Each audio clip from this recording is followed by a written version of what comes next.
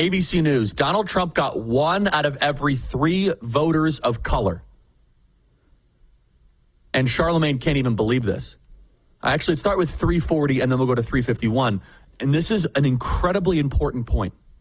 Our politics are realigning away from race, and they are emphasizing class and values. That is what we've always wanted. It turns out the man that they call a Nazi, a fascist, and a racist realigned our politics away from race obsession and race fixation, and instead we are now emphasizing action, agency, character, and class. Your class is far more important and should determine and dictate your politics a lot more than the melanin content in your skin. Play cut 350, please. Well, I think that, people have different issues that they care about, and I think that there's nobody out there that's a single issue voter. I think some of this is a backlash to race and gender and identity politics, but man, most people, they just care about keeping food on their table and keeping a roof over their head. And I think sometimes people forget about that. I think that they forget about, the working class. And for whatever reason, Donald Trump speaks to the grievances of the working class in a real way. And I keep telling folks, people will forget what you did, they'll forget what you said, but they'll never forget how you made them feel. We'll go to the next piece of tape here where it continues. ABC News, Trump got 1 out of 3 every voter of color. Play cut 351. What do you make of the demographics here? I mean, Trump got 1 out of every 3 voters of color. No. Yeah. 1 out of 33%. No. Really? Yeah. When you say color, you mean like black, brown, everything?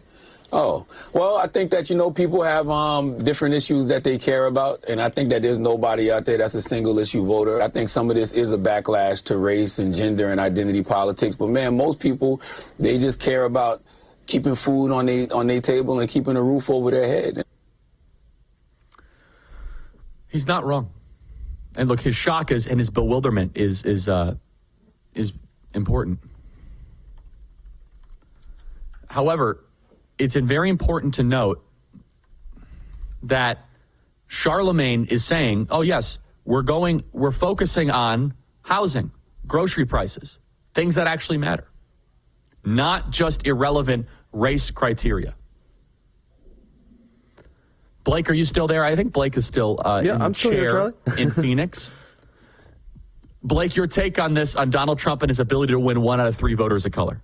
Yeah, I mean, it really is, it's a testament to the realignment effect he could have on policy questions. I feel like for decades you had Republicans who would basically accept all these Democrat premises, which is that it was like racist to disagree with the Democrats on things, and the only reason that people weren't voting Republican is that Republicans were too racist, basically. Like, this was kind of the Paul Ryan assumption. So they would go around basically just giving lectures to voters of color saying like, oh, I'm not actually racist.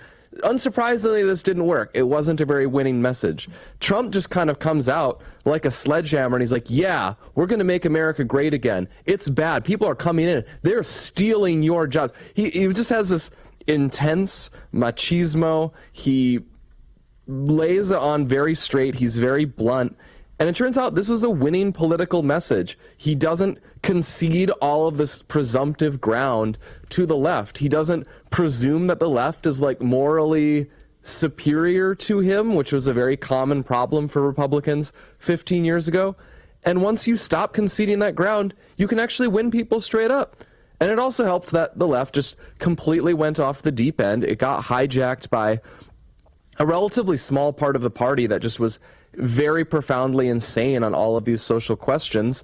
And again, if you had this old Mitt Romney-esque thing, your attitude would be, well, they're morally in the right direction and we'll catch up eventually. And instead you had someone who would just counterpunch and say, yeah, the left is actually super insane. They're mutilating your kids. They're killing babies. When you say it very directly like that, you can win a lot of people over. The entire Democrat monopoly on those voters was based on getting people to vote more liberal than their actual beliefs were. And Trump kicked in the door and said, you don't have to do that anymore.